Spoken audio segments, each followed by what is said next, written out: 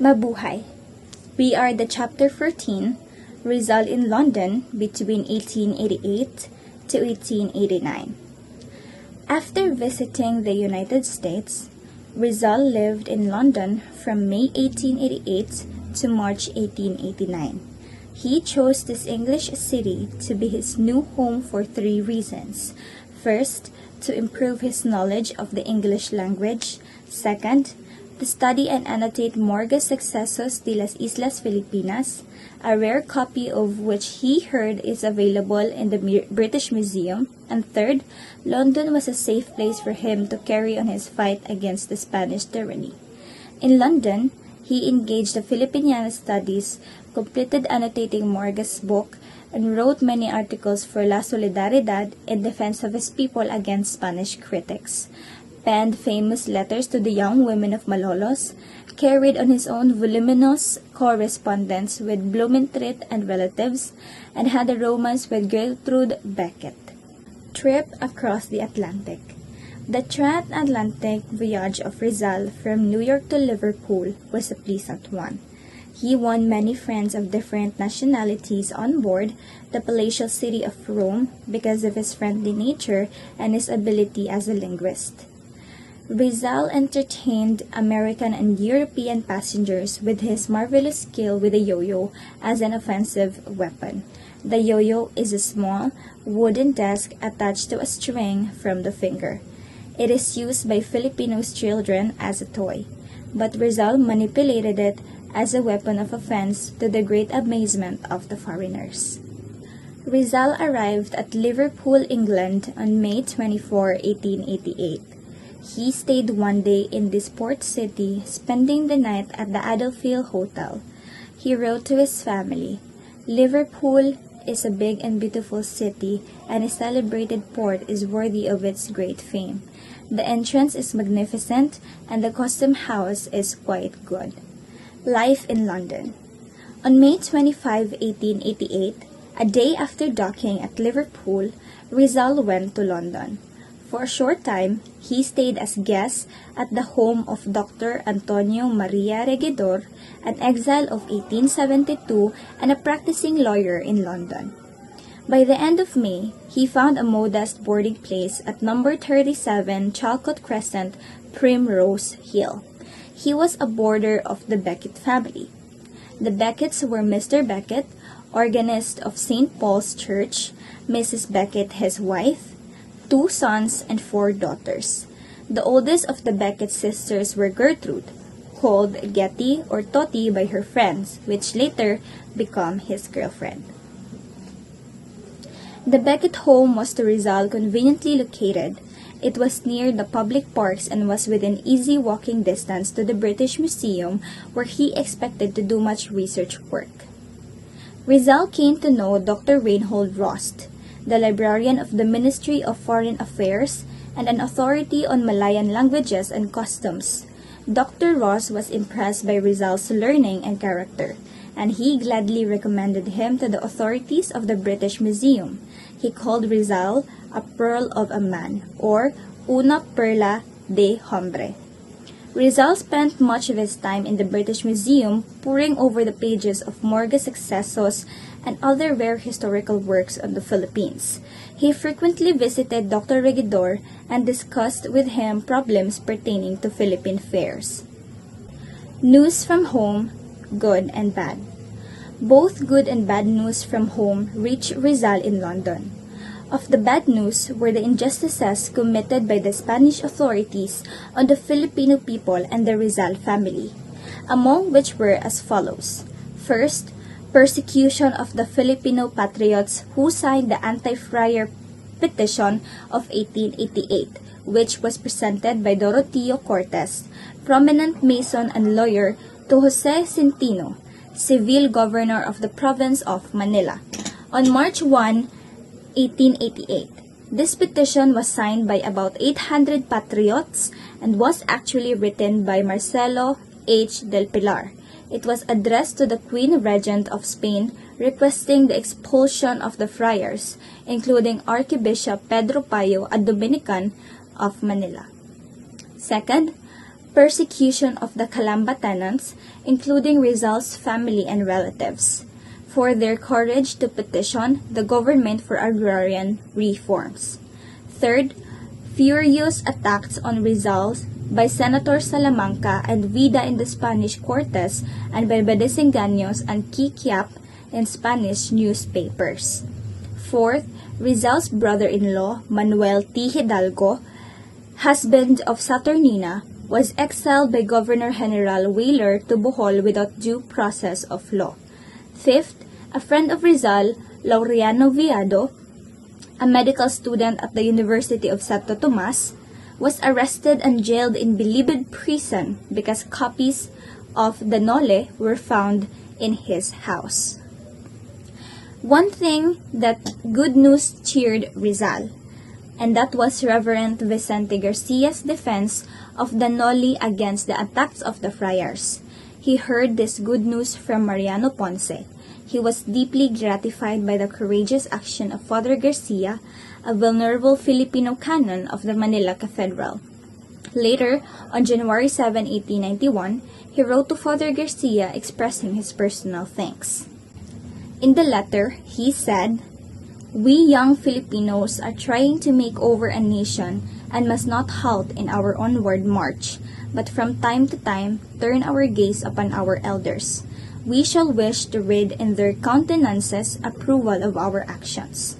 We are anxious to learn of the Philippines' past, which we need to understand in order to plan intelligently for the future. We want to know all that our ancestors knew and then add our own studies to theirs. Thus, we shall progress the faster because we can go on from where they left off."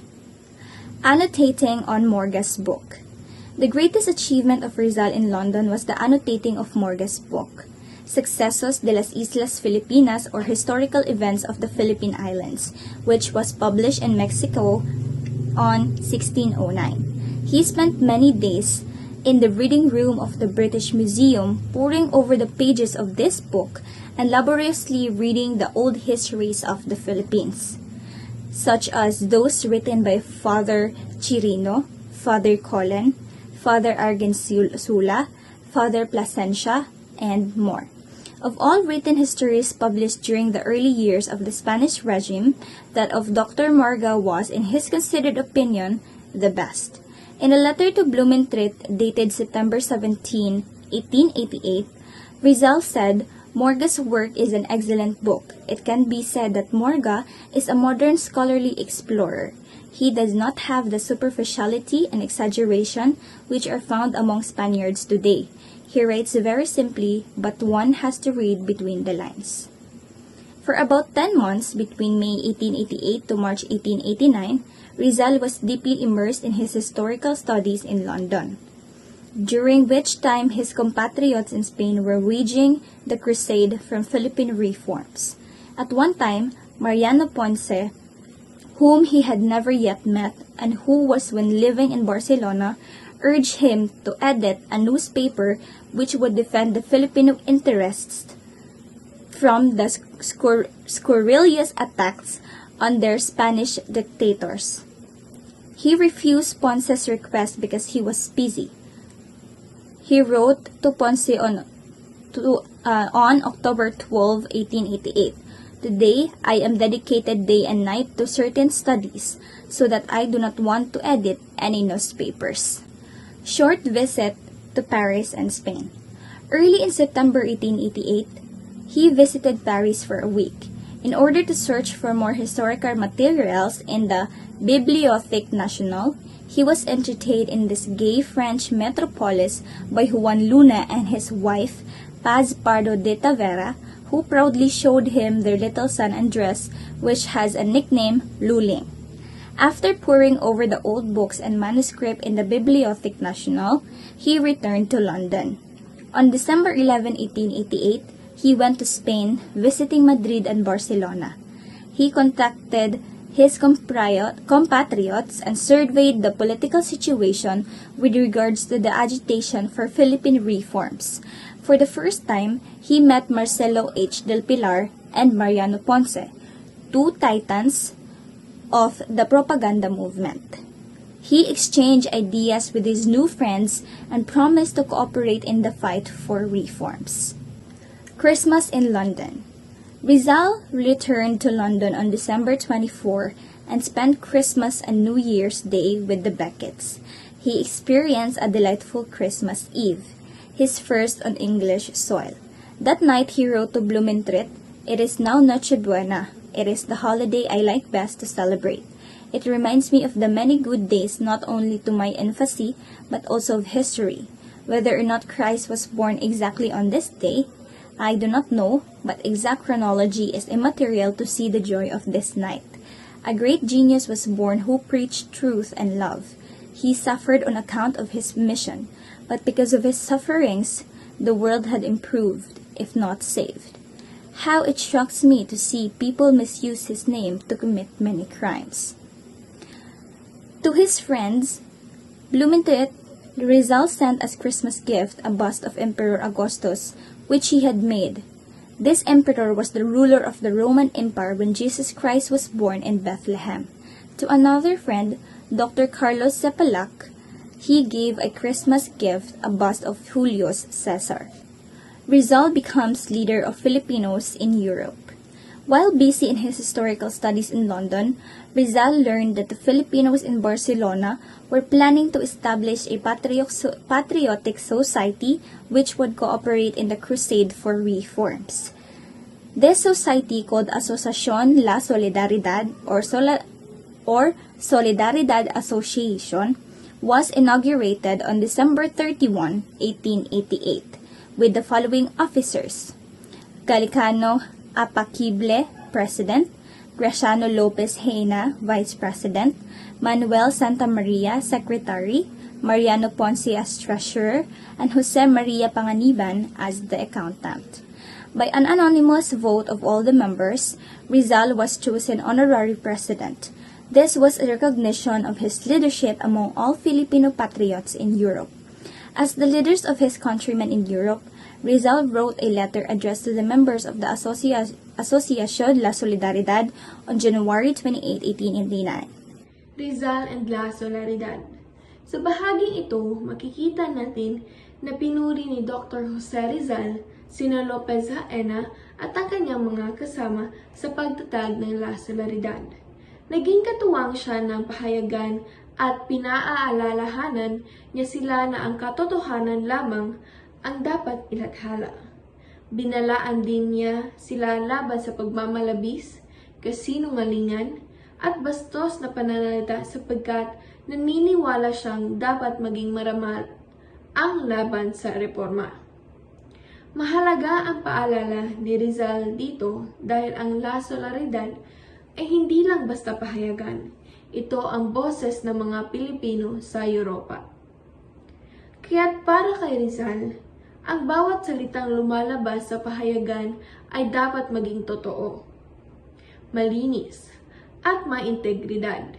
Sa pamamagitan nito, maipapakita nila na ang layunin nila ay hindi kaguluhan o paninira, kundi tunay na pagbabago para sa bayan. Ang unang artikulo ni Rizal sa La Solidaridad ay pinamagatang Los Agricultores Filipinos.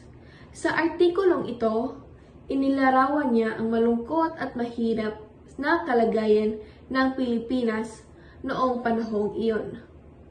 Ipinaliwanag niya kung paano naapektuhan ang kaunlaran ng bansa dahil sa kawalan ng katarungan at pang-aabuso. Dito, makikita ang malasakit ni Rizal sa mga magsasaka at sa mga ordinaryong tao. Hindi niya isinulat ito para sa pagpuri, kundi upang ipakita sa buong mundo kung gaano kabigat ang kalagayan ng mga Pilipino. Para sa kanya, kung walang reforma at kung patuloy ang pang-aabuso, mananatili ang kahirapan at di pag-unlad ng bansa. Dito naman, pag-uusapan natin ang hirap sa magsasaka o hirap ng mga magsasaka. Dito, ipiniliwanag ni Rizal na ang mga magsasaka ay nakaranas ng iba't ibang sakuna tulad ng baha, balang, sunog at mahinang ani. Hindi pa doon natapos ang kanilang paghihirap dahil sila ay pinilit pang magtrabaho sa mga publikong proyekto. Dinakip ng mga otoridad ng walang sapat na dahilan at kinuha pa ang kanilang mga alagang hayop tulad ng kalabaw at baka. Sa madaling salita, doble ang pasanin ng mga magsasaka. Una, ang hirap sa kalikasan. Pangalawa, ang pang-aapi ng mga opisyal.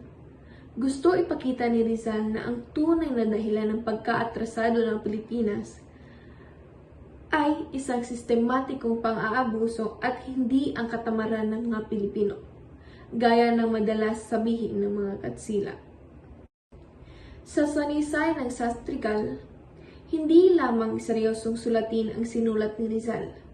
Sumulat din siya ng mga sanaysay na may halong panunuyang estilo tulad ng A Sight at the Meeting of the Filipinos in London at The Triumph of Science Over Death.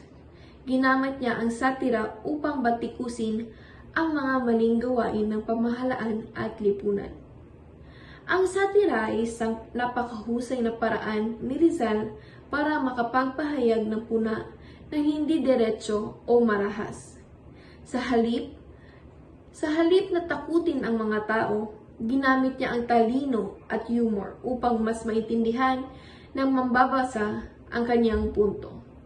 Sa ganitong paraan, mas naging epektibo ang kanyang mensahe. Dito, pag-uusapan natin ang liham sa kababaihan ng Malolos, buhay sa London, at sculptural works. Noong Pebrero 22, isinulat ni Rizal ang liham sa mga kababaihan ng Malolos. Hinikayat niya ang mga kababaihan na pahalagahan ng edukasyon, maging mapanuri at manindigan sa tama.